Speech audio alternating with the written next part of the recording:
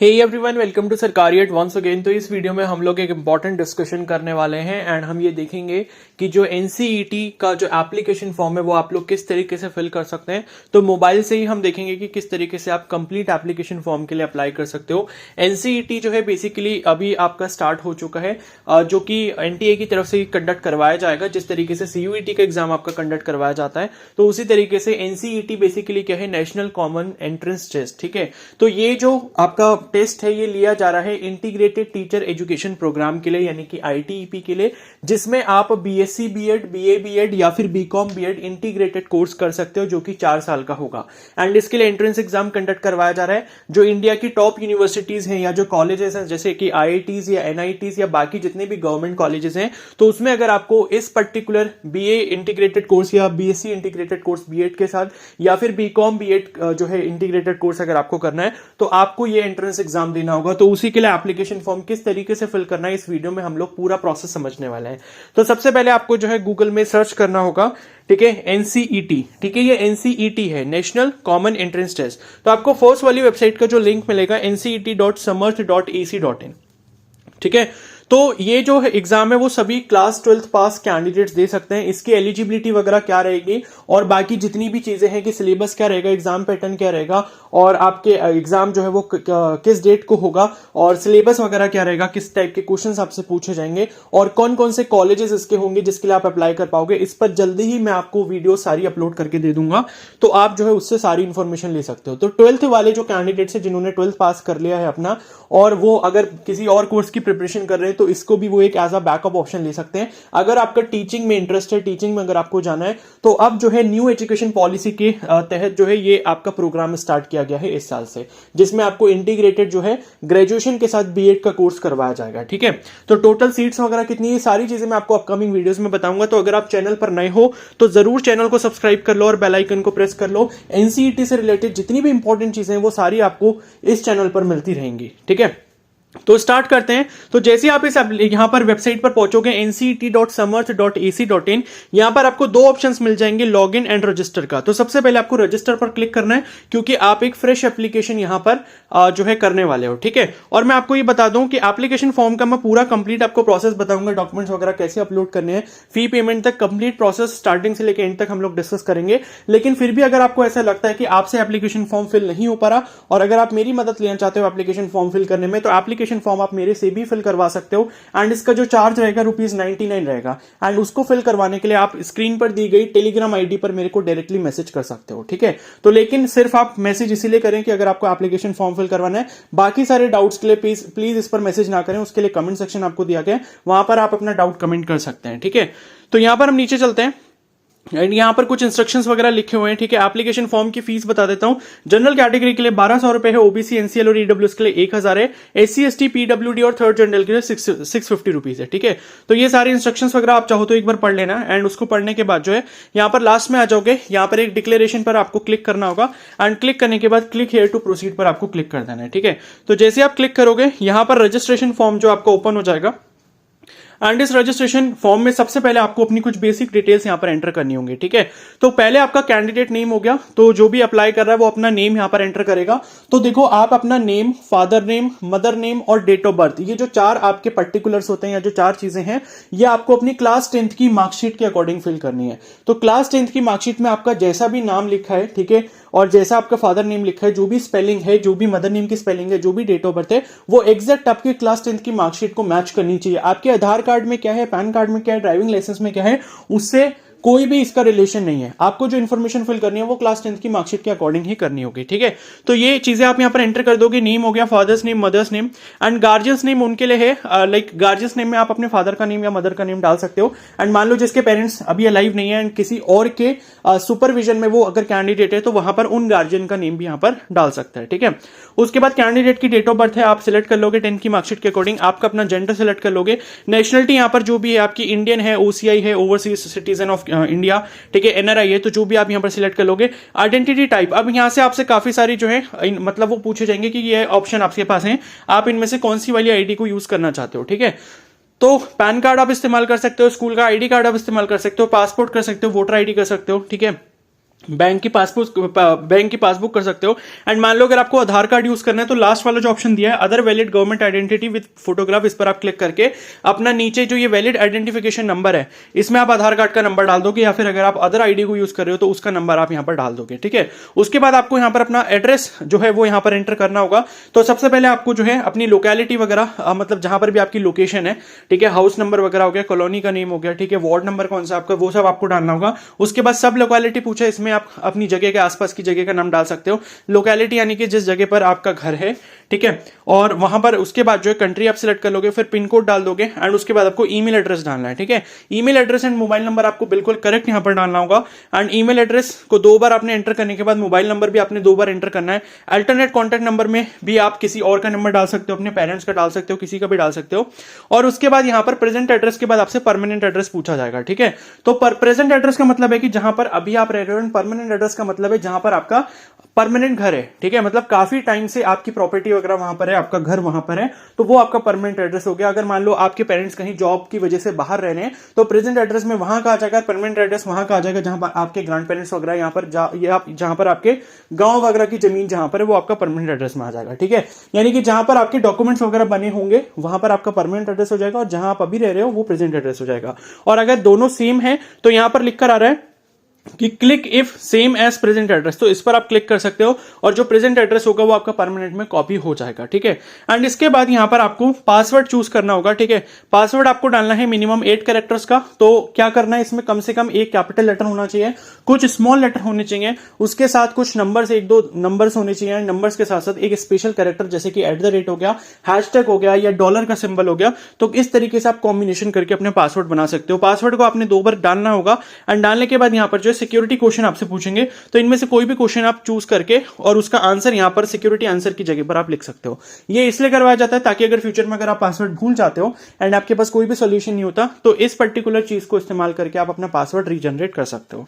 उसके बाद ये सिक्योरिटी पिन है, तो ये ब्लू कलर में कुछ नंबर्स लिखकर आ रहे होंगे, इनको नीचे वाले बॉक्स में एंटर सिक्योरिटी पिन जहां लिखा है वहां नीचे बॉक्स में आप एंटर कर दोगे और सबमिट कर दोगे। ठीक है, अब सबमिट करने के बाद आगे का जो प्रोसेस है वो हम आगे कंटिन्यू करेंगे, तब तक मैं इन डिटेल्स को फिल कर लेता हूं। तो मैंने अब यहां पर सारी डिटेल्स को एंटर कर लिया एंड सबमिट पर क्लिक करते हैं। ठीक है, तो सबमिट पर क्लिक करने के बाद यहां पर जो है आपका रजिस्ट्रेशन फॉर्म कंप्लीट हो जाएगा एंड इसके बाद यहां पर एक रिव्यू पेज आएगा जिसमें जो भी आपने डिटेल्स अभी तक एंटर करी है उसका रिव्यू लेने के लिए आपके पास एक ऑप्शन आएगा। तो आप सारी डिटेल्स को एक बार अच्छे से चेक कर सकते हो एंड चेक करने के बाद जो है यहां पर आपको जो है ये चेकलिस्ट दी जाएगी। ठीक है, जिस चेकलिस्ट पर आपको सब जगह मार्क कर देना होगा। ठीक है, तो सारी इन्फॉर्मेशन एक बार आप सही से चेक कर लोगे एंड ये जो चेकलिस्ट आपको दिख रही होगी इनमें आपको मार्क करने का मतलब है कि जो भी आपने इन्फॉर्मेशन फिल करी है वो आपके अकॉर्डिंग सारी करेक्ट है। ठीक है, उसके बाद एक डिक्लेरेशन होगा, तो डिक्लेरेशन पर भी आपको ग्रीन मार्क कर देना है, टिक लगा देना है एंड उसके बाद क्लिक करने के बाद जो है अगर आपको लगता है कोई भी इश्यू है या कोई भी आपने गलत इन्फॉर्मेशन डाल दी तो एडिट रजिस्ट्रेशन डिटेल पर आप जो है क्लिक करके उस इन्फॉर्मेशन को सही कर सकते हो। Otherwise submit and send OTP to mobile पर क्लिक कर दोगे। ठीक है, तो यहां पर ओके पर फिर क्लिक कर देना है एंड उसके बाद यहां पर आ जाएगा कि एक वेरिफिकेशन कोड जो है आपके रजिस्टर्ड मोबाइल नंबर पर भेज दिया गया है। ठीक है, एंड उसके बाद यहां पर आप इसको नीचे स्क्रॉल कर सकते हो। स्क्रॉल करने के बाद यहां पर आपके पास ओटीपी एंटर करने का ऑप्शन आ जाएगा। तो जो भी ओटीपी आपके पास आएगा आपके नंबर पे उसको आपने यहां पर एंटर करना है और ये जो सिक्योरिटी पिन आप यहां पर देख रहे हो वो आपने यहां पर एंटर कर देना है। ठीक है, एंड उसके बाद आपको सबमिट पर क्लिक करना है। तो मैं जो हूं ओटीपी एंटर कर लेता हूं, उसके बाद हम लोग सबमिट पर क्लिक करके आगे प्रोसीड करेंगे। तो जो मोबाइल नंबर पर ओटीपी रिसीव हुआ था वो मैंने यहां पर एंटर कर दिया, सिक्योरिटी पिन भी एंटर कर दिया। अब सबमिट पर क्लिक करते हैं। ठीक है, तो सबमिट पर क्लिक करने के बाद जो है आपका फाइनली रजिस्ट्रेशन प्रोसेस यहां पर कंप्लीट हो चुका है एंड उसके बाद आपको जो बचे हुए 2 स्टेप्स हैं जो कि एप्लीकेशन फॉर्म फिल करना है, उसके बाद पे फीस यानी कि फीस आपको पे करनी है एंड आपका फिर फॉर्म जो है कंप्लीट हो जाएगा। ठीक है, तो यहां पर आप देख सकते हो फॉर्म स्टेटस में आपको पहला वाला ऑप्शन पर टिक लगकर आके application apply for online registration and साथ में आपको एक मैसेज भी रिसीव हो जाएगा आपके रजिस्टर्ड नंबर पे कि आपका जो रजिस्ट्रेशन है वो कंप्लीट हो गया, अब आप एप्लीकेशन फॉर्म के लिए प्रोसीड कर सकते हो। ठीक है, तो यहां पर जो है आपको ईमेल आईडी भी अपनी वेरीफाई करनी होगी, इसको हम बाद में कर लेंगे। तो इस पर आप क्लिक करके अपनी ईमेल आईडी को भी वेरीफाई कर सकते हो एंड उसके बाद यहां पर जो है नीचे कंटिन्यू एप्लीकेशन फॉर्म का यहां पर ऑप्शन आपको दिख जाएगा, इस पर आपको क्लिक करना है। तो जैसे ही अब आप यहाँ पर क्लिक करोगे आपकी जो बेसिक डिटेल्स थी वो यहाँ पर आपको मिल जाएंगी। जिन डिटेल्स को आपने अभी तक फिल नहीं करा तो वो आप यहाँ पर फिल कर सकते हो, जैसे कि कैटेगरी, तो कैटेगरी जो भी आपकी है वो आप यहाँ पर फिल कर लोगे। पीडब्ल्यूडी कैंडिडेट आप हो या नहीं हो, यस या नो पर आपको मार्क कर देना है। उसके बाद फादर्स की क्वालिफिकेशन वगैरह आपसे पूछी जाएंगी तो वो आप यहाँ पर सिलेक्ट कर सकते हो। फादर का क्या ऑक्यूपेशन है वो आप यहाँ पर जो है मतलब सिलेक्ट कर सकते हो, ठीक है। एंड मदर्स नेम हो गया, फिर मदर की क्वालिफिकेशन आप जो सिलेक्ट कर सकते हो जो भी आपको करना है। एंड मदर्स ऑक्यूपेशन जो है वो आप यहाँ पर सिलेक्ट कर सकते हो। और उसके बाद जो है एनुअल फैमिली इनकम आपसे पूछेगा, तो जितनी भी लगभग आपकी एनुअल फैमिली इनकम है तो वो आप यहाँ पर सिलेक्ट कर सकते हो, ठीक है। तो अब आपसे नेक्स्ट क्वेश्चन ये पूछेगा कि आर यू ट्विन, क्या आप जुड़वा हो, मतलब आपका कोई जुड़वा भाई बहन है, तो आप यस या नो जो भी आपके ऊपर कंडीशन अप्लाई होती है वो आप सिलेक्ट कर लोगे। डोमिसाइल स्टेट आपसे पूछी जाएगी कि किस स्टेट का डोमिसाइल आपके पास है, तो वो आप यहाँ से सिलेक्ट कर लोगे। और ये पूछा जाएगा कि आर यू डायबिटिक, तो क्या आपको डायबिटीज है, तो यस या नो पर आप क्लिक कर लोगे। एंड प्लेस ऑफ रेजिडेंस आपसे पूछा जाएगा कि अर्बन है या रूरल है, तो उसके अकॉर्डिंग आप यहाँ पर इसको चूज कर लोगे। एंड मोड ऑफ प्रिपरेशन आपका किस तरीके से तैयारी आप किस तरीके से कर रहे हो वो आप यहाँ पर सिलेक्ट कर लोगे, ठीक है। फिर medium of study in qualifying examination, आपने medium of study in qualifying examination का मतलब है कि 12th में आपने पढ़ाई किस माध्यम में की है या किस मीडियम में की है, इंग्लिश में की है, हिंदी में की है, किस मतलब लैंग्वेज में की है, तो वो आपको यहाँ पर चूज कर लेना होगा, ठीक है। तो जिस भी लैंग्वेज में आपने करी है, गुजराती में करी है, बंगाली में करी है, इंग्लिश में करी है, हिंदी में करी है, तो वो लैंग्वेज आप यहाँ पर सिलेक्ट कर लोगे जो भी अपने क्लास 12 में जिस लैंग्वेज में आपने अपने सब्जेक्ट्स को पढ़ा है, ठीक है। उसके बाद ये प्रेजेंट एड्रेस वगैरह आ जाएगा, ये तो आपने ऑलरेडी मेंशन कर ही रखा है। और उसके बाद जो है यहाँ पर आपका परमानेंट एड्रेस आ जाएगा। उसके बाद आपसे ये पूछा जाएगा कि do you belong to below poverty line, BPL अगर आपका कैटेगरी है तो आप उसमें यस कर सकते हो, अदरवाइज नो। कश्मीरी माइग्रेंट अगर आपके ऊपर एप्लीकेबल होता है तो यस कर सकते हो, अदरवाइज नो। उसके बाद ये पूछेंगे कि डिफेंस पर्सोनल, यानी कि आपके पेरेंट्स डिफेंस में है या एक्स सर्विसमैन है, तो आप यस करोगे, अदरवाइज इसमें नो कर दोगे, ठीक है। उसके बाद एनसीसी कोटा के लिए क्लेम अगर आप लेना चाहते हो तो यस करोगे, अदरवाइज नो। अगर आपके पास एनसीसी था, एनसीसी का कोई भी सर्टिफिकेट है तो आप यहाँ पर यस कर सकते हो, ठीक है। क्लेम फॉर स्पोर्ट्स कोटा, तो स्पोर्ट्स कोटा में अगर लाइक स्पोर्ट्स में आपको स्टेट लेवल या नेशनल लेवल पे कोई भी सर्टिफिकेट मिला है किसी भी स्पोर्ट्स फील्ड में तो आप यस कर सकते हो, अदरवाइज इसमें नो कर सकते हो। और उसके बाद लिखा है कि are you a ward of university employ. अब ये यूनिवर्सिटी एम्प्लॉय का मतलब ये है कि उस यूनिवर्सिटी की ये बात की जा रही है जिस यूनिवर्सिटी में यहाँ पर बीएससी या मतलब जो भी इंटीग्रेटेड प्रोग्राम है उसमें एडमिशन होगा, यानी कि जो भी लिस्ट होगी यूनिवर्सिटीज की उसमें से कोई भी अगर ऐसी यूनिवर्सिटी आपको दिखाई देती है जिसमें पेरेंट्स आपके जो है वहां पर एम्प्लॉय हैं तो आप इसमें यस करोगे, अदरवाइज इसमें नो करोगे, ठीक है। तो इतनी सारी इन्फॉर्मेशन फिल करने के बाद आप यहां पर सेव पर क्लिक कर दोगे और फिर भी कोई प्रॉब्लम लगती तो बैक जाके आप जो है इन्फॉर्मेशन चेंज कर सकते हो। अब पर्सनल डिटेल्स फिल करने के बाद आपको यहाँ पर एजुकेशनल डिटेल्स अपनी फिल करनी होंगी, एग्जामिनेशन सेंटर की डिटेल्स फिल करनी है, फिर प्रोग्राम आपको सिलेक्ट करना होगा, टेस्ट पेपर की डिटेल्स आपको करनी होंगी, फिर अपलोड करना होगा इमेजेस वगैरह और उसके बाद फाइनल आप सबमिट कर दोगे, ठीक है। तो ये एक बार फिर से रिव्यू करने के लिए आ जाएगा, तो इसको आप एक बार चेक कर सकते हो। एंड चेक करने के बाद जो है फिर प्रोसीड टू नेक्स्ट सेक्शन पर आप क्लिक कर सकते हो। अगर आपको कोई प्रॉब्लम लगती है तो आप उसमें अपडेट भी कर सकते हो, ठीक है। अब क्लास 10th की आपसे पहले इन्फॉर्मेशन मांगी जाएगी कि क्लास 10th आपने पास कर लिया है, तो सभी का पास होगा तभी आप अप्लाई कर सकते हो। पासिंग ईयर आपका कौन सा था तो वो आप चूज यहां पर कर सकते हो, ठीक है। और उसके बाद जो है क्वालिफाइंग एग्जामिनेशन जो है, ठीक है, तो इसको मैं एक बार पासिंग ईयर आपने सेलेक्ट कर लिया। क्वालिफाइंग एग्जाम आप ये 10th और इक्विवेलेंट चूज कर लोगे। प्लेस ऑफ स्कूलिंग कैसी थी, अर्बन थी, रूरल थी, वो आप सिलेक्ट कर लोगे। स्कूल आपका कैसा था, ठीक है, आप इसमें सेलेक्ट कर सकते हो। केवी था, जेएनवी था, प्राइवेट एंड अनएडेड था, ठीक है। प्राइवेट जिसका भी है वो प्राइवेट अनएडेड कर लेगा, जिसका गवर्नमेंट था वो गवर्नमेंट चूज कर लेगा। क्वालिफाइंग एग्जामिनेशन कंट्री कहां से आपने किया है, इंडिया से किया है, इंडिया से बाहर से किया है 10th। और क्वालिफाइंग एग्जामिनेशन स्टेट, इंडिया में किस स्टेट से आपने किया है वो आप यहाँ पर सिलेक्ट कर लोगे। और किस डिस्ट्रिक्ट से आपने किया है वो आप यहां पर सिलेक्ट कर लोगे। और बोर्ड आपका कौन सा था, ठीक है, सेंट्रल सीबीएसई अगर बोर्ड था जिसका भी, तो ये आप यहां पर central board of secondary education ये आप सिलेक्ट कर लोगे। और बाकी अगर आपका कोई स्टेट बोर्ड था तो वो आप वहां पर सिलेक्ट कर लोगे। स्कूल कॉलेज का नेम वगैरह वो आप यहां पर एंटर कर लोगे, ठीक है। और स्कूल कॉलेज की जो जगह है जहां से आपने स्कूलिंग करी है 10th करा है उस जगह का पिन कोड क्या है, ठीक है, तो वो आप यहां पर जो है सिलेक्ट कर लोगे, ठीक है। और उसके बाद आपसे रोल नंबर पूछेगा तो 10th का रोल नंबर आप यहां पर एंटर कर सकते हो, ठीक है। मैं ऐसी रैंडमली इन्फॉर्मेशन एंटर कर रहा हूं। एंड रिजल्ट मोड आपसे पूछा जाएगा कि परसेंटेज में मिला था या ग्रेड में मिला था, तो वो आप यहां पर सिलेक्ट कर लोगे, ठीक है। मैक्सिमम ग्रेड पॉइंट कितना था वो आप यहां पर सिलेक्ट कर लोगे। सीजीपीए आपका कितना आया था वो आप यहां पर सिलेक्ट कर लोगे, ठीक है। और उसके बाद इक्विवेलेंट परसेंटेज कितनी है, तो देखो जिसका भी सीजीपीए आया था सीबीएसई बोर्ड में तो उनको 9.5 से मल्टीप्लाई करना होता है। एंड मल्टीप्लाई करने के बाद जो आपको मिलेगा वो आप यहां पर मेंशन कर दोगे, ठीक है। अब 12th की डिटेल्स आपको यहां पर एंटर करनी होगी। 12th आपने पास कर लिया, अपीयरिंग करे, तो अपीयरिंग वो कैंडिडेट यहां पर डालेंगे जिनका रिजल्ट अभी नहीं आया और उन्होंने 2024 में अपने एग्जाम 12th के दिए हैं। अदरवाइज आप यहां पर पास पर क्लिक करके सारी इन्फॉर्मेशन डाल सकते हो। तो मैंने पास पर क्लिक कर दिया। क्वालिफाइंग एग्जाम आपसे पूछेगा, 12th और इक्विवेलेंट हो गया। प्लेस ऑफ स्कूलिंग जो भी है वो आप सिलेक्ट कर लोगे। टाइप ऑफ स्कूल किस तरीके का था वो आप यहां सेलेक्ट कर लोगे। किस कंट्री से आपने 12th किया वो आप सिलेक्ट करोगे, और स्टेट कौन सी थी वो आप यहाँ पर सिलेक्ट कर लोगे, एंड डिस्ट्रिक्ट आपका कौन सा था वो आप यहाँ पर सिलेक्ट कर लोगे। उसके बाद बोर्ड आपसे पूछा जाएगा, तो अपना जो 12th का बोर्ड है वो आप यहाँ पर सिलेक्ट कर लोगे, और उसके बाद फिर से स्कूल नेम वगैरह आपसे पूछा जाएगा, तो वो आप यहाँ पर डाल दोगे, एंड पिन कोड जो है वो आप यहाँ पर डाल दोगे जहाँ से आपने क्लास 12 पूरा किया है। और उसके बाद 12th का रोल नंबर आपको यहाँ पर एंटर करना होगा, और रिजल्ट आपसे पूछा जाएगा कि कितना है। मैक्सिमम मार्क्स अगर मान लो परसेंटेज में है तो आप मैक्सिमम मार्क्स देखो कि कितने, लगभग सबके 500 ही होते हैं, एंड 500 में से लगभग जितने भी आपके मार्क्स आए होंगे वो आप यहाँ पर एंटर कर दोगे, ठीक है। उसके बाद जो है यहाँ पर सेव पर आप क्लिक कर दोगे अपनी क्वालिफिकेशन इन्फॉर्मेशन फिल करने के बाद। अब आपको यहाँ पर जो है वापस एक बार रिव्यू दिखाया जाएगा कि भाई जो भी आपने इन्फॉर्मेशन एंटर करी है वो सही है या नहीं है। कुछ भी अगर आपको गड़बड़ लगती है तो अपडेट आप कर सकते हो एजुकेशन फॉर्म में, अदरवाइज आप प्रोसीड कर सकते हो नेक्स्ट सेक्शन पे। तो प्रोसीड पर क्लिक करने के बाद आपसे एग्जाम सिटी के बारे में यहाँ पर पूछा जाएगा कि किस जगह पर आप एग्जाम सिटी देना चाहते हो। तो एग्जाम पहले स्टेट आपसे पूछा जाएगा, ठीक है। तो क्या है कि ये आपकी सारी स्टेट्स हैं जहां पर आप एग्जाम दे सकते हो। बेसिकली आपकी जो स्टेट के ऑप्शंस आपको दिए जाएंगे वो आपके जो भी रीजन में आपकी स्टेट्स आती है। जैसे मान लो मैंने उत्तराखंड अपनी होम स्टेट को चूज कर रखा है, तो उत्तराखंड के आसपास जितने भी नॉर्दर्न रीजन में स्टेट्स हैं वो मेरे को यहाँ पर मिल जाएंगी। अगर कोई साउथ इंडिया से अप्लाई करना चाह रहा है, तो मान लो अगर कोई जो है तमिलनाडु चूज करता है तो उसको तमिलनाडु, केरला, ठीक है, आंध्र प्रदेश, ये सारे ऑप्शंस वहां पर दिख जाएंगे, ठीक है। तो यहाँ पर आप कुछ भी चूज कर सकते हो, जैसे सपोज मैंने दिल्ली कर दिया, एंड उसके बाद ये आपका सिटी हो गया। उसके बाद सेकंड प्रेफरेंस आपको यहाँ पर चूज करना होगा, तो मैं यहाँ उत्तराखंड कर देता हूँ, उसके बाद यहाँ पर देहरादून कर देता हूँ। तो इसके बाद मैं सेव कर दूंगा, एंड सेव करने के बाद यहाँ पर आपसे जो है फिर से एक बार रिव्यू दिया जाएगा, और उसके बाद प्रोसीड टू नेक्स्ट सेक्शन पर आप क्लिक कर सकते हो। और उसके बाद लिखा है कि आपको यहाँ पर यूनिवर्सिटी चूज करनी होगी, ठीक है। तो यूनिवर्सिटी आप यहाँ पर आप देख सकते हो काफी सारी यूनिवर्सिटीज मिल जाएंगी, इसमें IIT, NIT ये सारी आपके इंस्टीट्यूट्स भी हैं, ठीक है। तो मैं आपको दिखा देता हूं, जैसे कि Indian institute of technology Kharagpur, ठीक है, IIT खड़गपुर से भी आप ये कोर्स कर सकते हो, जो कि काफी अच्छी बात है कि इन्होंने एक टॉप रैंकिंग यूनिवर्सिटी दी है, जैसे कि IIT खड़गपुर हो गया, ठीक है। उसके अलावा आई थिंक इन्होंने NITs वगैरह भी काफी दिए हुए हैं, ठीक है। उत्तराखंड में देख सकते हो हेमवती नंदन बहुगुणा गढ़वाल यूनिवर्सिटी भी दिया हुआ है, और उसके बाद IIT भुवनेश्वर है, ठीक है, इग्नू भी दे रखा है इन्होंने, और institute of education Bundelkhand university भी है।